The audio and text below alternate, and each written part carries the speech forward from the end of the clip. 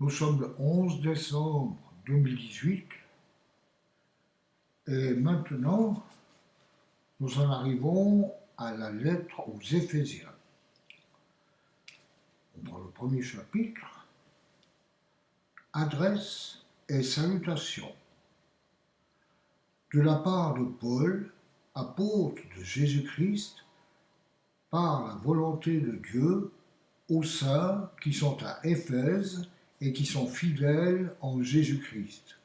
Que la grâce et la paix vous soient données de la part de Dieu notre Père et du Seigneur Jésus-Christ.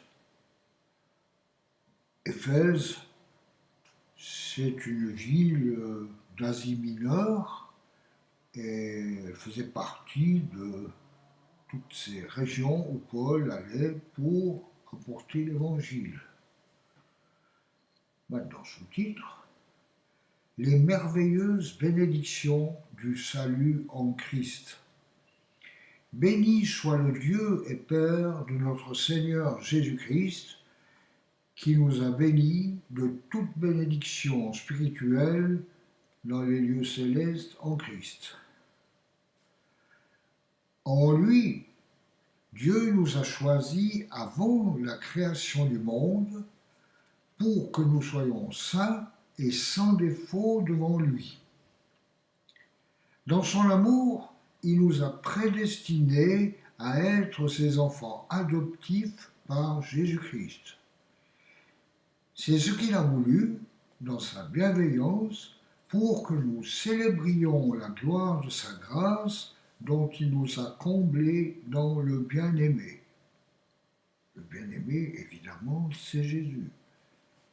En lui, par son sang, nous sommes rachetés, pardonnés de nos fautes, conformément à la richesse de sa grâce. Dieu nous l'a accordé avec abondance en toute sagesse et intelligence.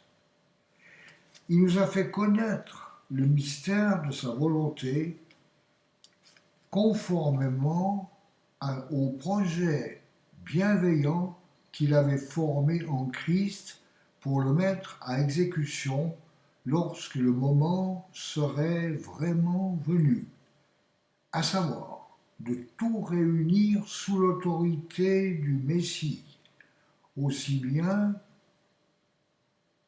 ce qui est dans le ciel que ce qui est sur la terre.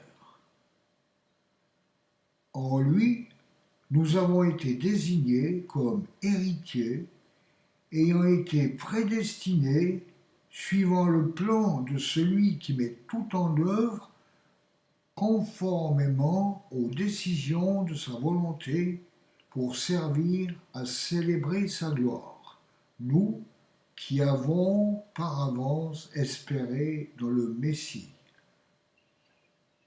En lui, vous aussi, après avoir entendu la parole de la vérité, l'évangile qui vous sauve, en lui vous avez cru et vous avez été marqués de l'empreinte du Saint-Esprit qui avait été promis.